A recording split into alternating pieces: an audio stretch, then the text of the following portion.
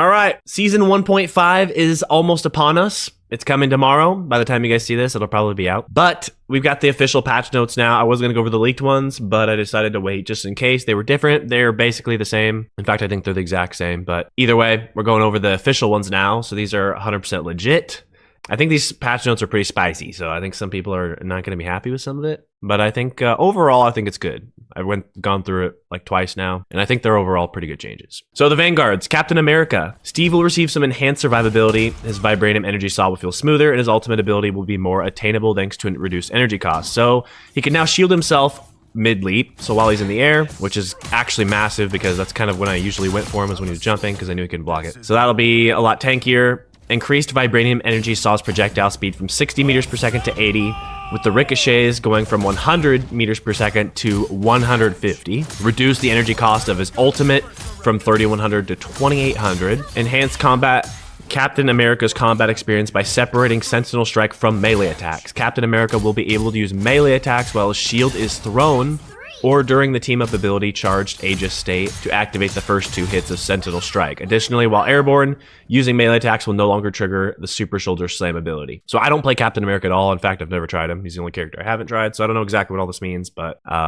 yeah, it looks like he's getting a massive upgrade. Next up, Doctor Strange. He is getting his health reduced from 650 to 600. And I think this is kind of fair because you really see him in like 90% of games. So I think they're just trying to reduce the amount you see him, make a little room for some of the other tanks to shine. So it's not too big of a hit, but I think it'll actually be pretty noticeable. But we'll see. Groot increasing the range of his walls, Thorn Lash walls, which is his shift, the damage walls, from 15 meters to 18 meters. Doesn't sound like a lot, but as a Groot main, I think you Groot mains are going to realize this is actually a pretty substantial upgrade. It's going to be pretty noticeable. I think a lot of people are going to sleep on that buff that he's getting. He's going to be a lot more deadly. Magneto is getting his primary damage increased from 35 to 40, and his shield, Metallic Curtain, the energy consumption is going to go up from 50 per second to 65 per second, and its max duration is going to go from 2 seconds to 1.5. So they're reducing his survivability a little bit, but increasing his lethality, which I think is a pretty good change. Now, Thor is getting his cooldown removed after using Awakening Rune. Awakening Rune is when he throws the lightning bolts. So that is gonna be pretty interesting, I think. I think Thor is gonna be a lot more deadly now, just overall.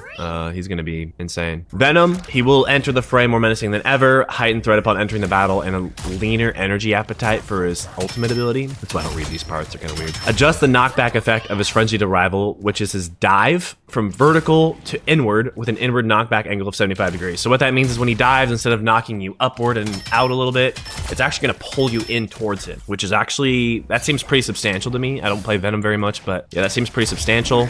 And his ultimate, you're gonna get it faster. It's gonna cost 2,500 instead of 2,800 to get. All right, next up we have the Duelists, and our first one is Black Widow. Natasha's combat effectiveness has been enhanced, increasing the threat level to enemies after using her ultimate ability. So first of all, they're increasing the magazine capacity of her Red Room rifle from 8 to 15, so they're basically doubling it, which is a pretty big buff. And then this is the part where it's very confusing. It could go either way. So they enhance the slow effect of her ultimate on enemies from 80% to 55%. Additionally, we'll apply a 15% vulnerability effect to hit enemies for 4 seconds. So this part is a buff for sure, because they're going to take more damage for 4 seconds, but this part isn't worded very well. It's very hard to understand what they're trying to go for here. So they're saying they're enhancing it by changing the slow from 80% to 55. If we look here on her page, she currently slows them 80%, so they would move at 20%, right? If they change that to 55%, they would move at 45%. So they'd go from 20% speed to 45, which is a nerf to her ultimate because they moved more than twice as fast. And you could interpret it the other way, where instead they currently move at 80% of their base speed, so they get a 20% slow currently, and it's going to be changed to moving at 55% of their base speed, which would be a 45% slow, so they would be slowed more than double. But the way they word it, it doesn't make sense. I don't know what it's actually going to be, if it's a buff or it's a nerf. The way it's worded here makes me think it's actually a nerf, but they say enhance, so I don't know. Either way, I guess we'll find out. But yeah, they just word that one very weird. I think it's because it's translated from Chinese. Hawkeye, his base health is going from 250 to 275, reducing the projectile damage of his blast arrow from 20 to 15, which is the direct hits. So his direct hits are going down in 5 damage, but the spell field will be increased from 25 to 32. So that's the actual explosion damage. So direct hits going down, explosions going up. Reduce the cooldown for his crescent slash from 15 seconds to 12 seconds. Now his ultimate is getting a pretty decent buff, increasing the bow draw speed during the duration of his ultimate, and raising the damage multiplier from 1.2 to 1.35. So he can shoot the bow faster, and it's going to do more damage. Now we got Hela. The damage fall off of her Night Sword Thorn, which is her primary attack, at 30 meters will be changed from 70% to 80%. So she's going to do 10% more damage with her primary attack at 30 meters. So just increasing her range a little bit more. Iron Fist is getting a lot of changes this season, or mid-season. Lin will bring fresh techniques into the martial arts mix, enhancing his Yat-Chi Chung Kien with both fortitude and finesse. I hope I said that right. Probably botched it. Reduce the damage of Jeet Kune Do's first, second, and fifth strikes from 32 to 30, while the third and fourth strikes will deal 15 damage instead of 16. So all of his hits with his primary attack are getting reduced damage. The final devastating sixth strike has been dialed back from 55 to 50. Again, that's part of his primary attack. Cooldown reduction for Dragon's Defense has been extended from 1 second to 1.5. So he's going to get his Dragon's Defense faster from using his primary attack, but it's going to do reduced damage. The damage at each hit from Yat-Ji Chung Kien will take a hit, dropping from 19 to 10 flat damage. So this is when he does his block, and then he starts attacking super speed. So that's going to do reduced damage, including during his ult. However, each strike now delivers an extra blow, which I don't think they mean that literally dealing an extra attack. It's just dealing damage equal to 1.7% of the opponent's maximum health, including during his ult. So when you block and you start attacking super speed, you're gonna do less base damage, but they're adding percent damage, which I think is actually a buff. That's gonna make it way easier to kill tanks. I don't know how it's gonna play out in practice when we actually use it, but it does seem like a pretty big buff to that. Increase the additional maximum health granted by Harmony Recovery from 50 to 150, so you heal a lot more. However, a new delay mechanism for the extra health has been introduced. 1 second after the healing ability ends, the additional health will deplete at a rate of 25 health per second. So you get a lot more healing from it, but it goes away 25 HP per second. Increase the maximum bonus health converted from damage blocked during his Dragon's Defense from 150 to 200. So you can block more with his right click. And then increase his base health from 250 to 300. So Iron Fist overall is going to be significantly more tanky, and he's going to do percent damage when he is hunting you down mercilessly through the air. So that is going to be kind of fun to deal with. Iron Man. Tony will crank up the heat with his Unibeam, ensuring that even without Gamma Overdrive, foes will feel the burn. So his Unibeam damage is getting increased from 120 per second to 140 per second. And when you activate his E, which is Armor Overdrive, the damage from the Unibeam will go from 180 to 190. So with the Gamma currently, before this patch coming up, it does 220. So it's going to be at 190, so it's going to be a little closer to what that is. And his Gamma is getting a nerf, so I'll go over that too at the end. Magic. Queen of Limbo will see her damage capability be slightly reduced, but the energy cost to unleash her ultimate ability will be slightly lowered. Time to behold Darkchild. So the damage dealt by her Demon's Rage when she's in her normal state is going to go down. So that's going to go from 80 per second to 72 per second, and then reducing the cost of her ultimate from 3,700 to 3,400. So the Demon's Rage is when you right click after going to the portal and you send out that little demon. He's just going to do reduced damage, but you do get the ult faster. So that'll be interesting. Mr. Fantastic. Reed will stretch his nuisance factor with a greater impact from his ultimate ability. Increase the spell field radius after landing from flexible elongation from 2.5 meters to 5 meters. That's when you use your E and you dash to enemies or allies. You dash to allies and give them a shield. Additionally, flexible elongation will now feature a knockback effect, launching enemies outward within the area upon landing. So now it's got a bigger radius, double the radius, and it launches enemies backwards. The recharge time for a single use of flexible elongation will be adjusted from 8 seconds to 10 seconds. So it's getting a 2-second longer recharge time, but it's going to be a lot more annoying to deal with. Increase the damage of Brainiac Bounce, which is his ultimate spell, from 50 to 70. So 20 more damage per hit. Increase the energy cost from 2,800 to 3,400, so you get it slower. Additionally, a new damage decay mechanism has been introduced. Spell field damage will begin to decrease starting at 3 meters and will reach a maximum reduction of 50 at 10 meters. So basically what that means is the further away you are from him, the less damage it will deal. So if you're still getting hit by it and you're at the outermost range, you're going to take less damage than if you're right underneath him. All right, here we go. This is the good stuff. This is what we needed. Moon Knight. The Hand of Khonshu will offer improved reaction times for foes and an optimized damage logic. This one is a little bit confusing. I don't know exactly how it's going to play out, but reduce the Hand of Khonshu's talon's falling speed. So those hands that fall down, those are going to come down slower. so it's going to be easier to react to his ultimate because of that. However, correct the damage trigger logic for Hand of Khonshu. The previous mechanism that dealt 75 damage when positioned at the center of the spell field has been removed. Increase the damage of each hit from 75 to 150. So the way I'm interpreting that is, before, if you were just underneath it, you immediately took 75 damage, and then you took 75 damage from the hand hitting you. Now instead, you just take 150 damage from the hand hitting. So overall, I think it does the same damage. It's just easier to dodge because the hand actually has to hit you now, as opposed to before where it just did damage right off the rip and then damaged you again. That's how I'm interpreting it. Again, that's something I guess I'd have to play with to actually see how it works, but all in all, you can react to it better. Scarlet Witch, we're boosting her survivability when unleashing her ultimate ability. Gain an additional 100 bonus health upon activating Reality Erasure, which is her ult. After the ability ends or is interrupted, this bonus health will decay at a rate of 50 per second, so it goes away in 2 seconds. That's kind of nice. It's going to give her a little more survivability. However, her ult's so easy to counter and CC that probably not going to be that big of a deal. We'll see. Spider-Man, reducing the web cluster cooldown to increase his offense. This is probably going to be a big deal for Spider-Man players. Reduce the web cluster energized time from 3 seconds to 2.5. So you get your web shooters back in 2.5 seconds instead of 3. Star-Lord, Peter's mobility is getting a stellar upgrade. Increase rocket propulsion's maximum energy from 1200 to 1800. So that is when you use your shift ability and you fly around. It's getting a 50% increase. So yeah, he's going to be a lot more mobile. That's actually a pretty massive buff for Star-Lord. Storm, we've toned down her Tempest from long range and recalibrated her bonuses, offering less of a boost to herself, but more for her allies in the Eye of the Storm. Damage fall off for her primary attack, Windblade, at 30 meters will be changed from 70%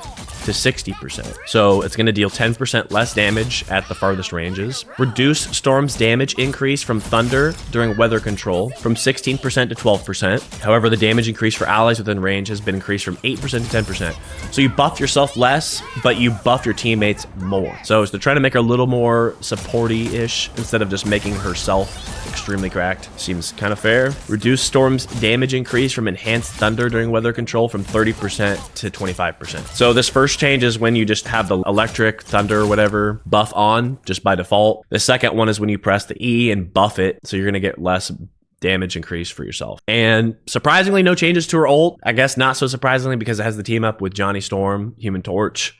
I think that's the only reason they didn't nerf her ult. I think she definitely needs an increase to how much it takes to get her ultimate, because you get it way too often with her. It's kind of ridiculous, but I can see why they didn't change it. They want people to have fun with the team up. So, by the way, that team up does kill through Luna Snow ult. If you guys didn't know that, it's going to be ridiculous. So yeah, now let's move on to the strategists. Adam Warlock is getting some massive buffs. Adam's damage capability will be enhanced along with a slight increase in healing ability after activating Soul Bond. So increase the damage of quantum magic from 55 to 60.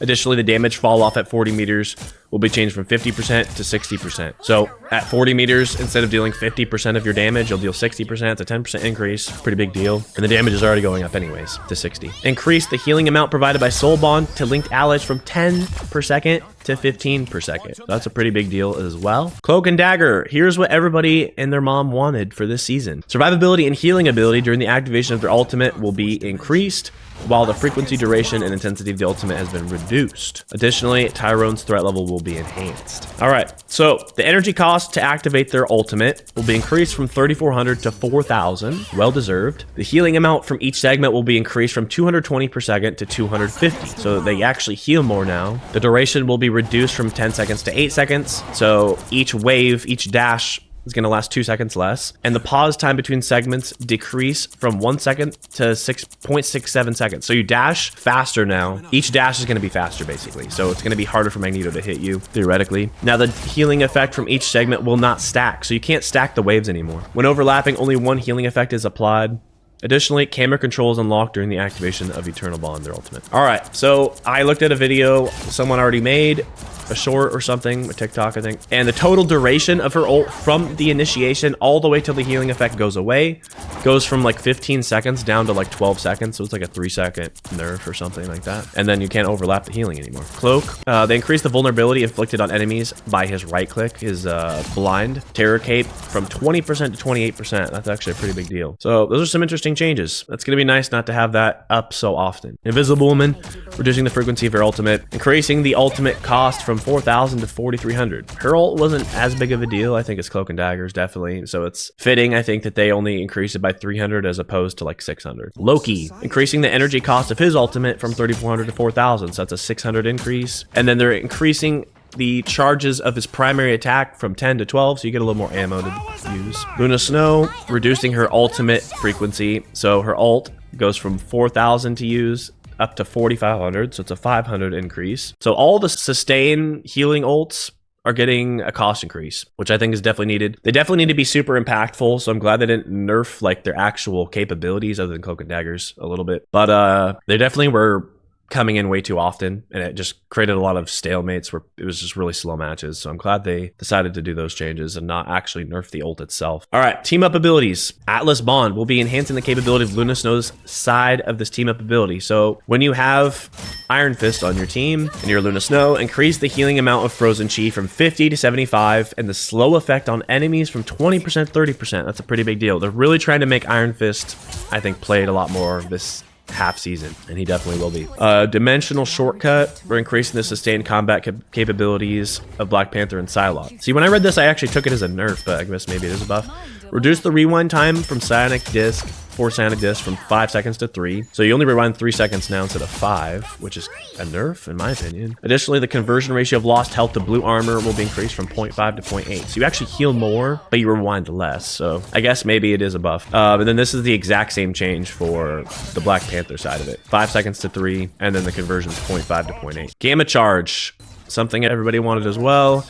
Reducing the damage capability of Gamma Overdrive and Hulk's benefits from the team up. So the Unibeam is going from 220 per second to 200 per second. So now when you have the Gamma team up, you're only getting 10 more damage per second. So definitely not as worth as it was before. Before, you were getting a 40 damage per second increase.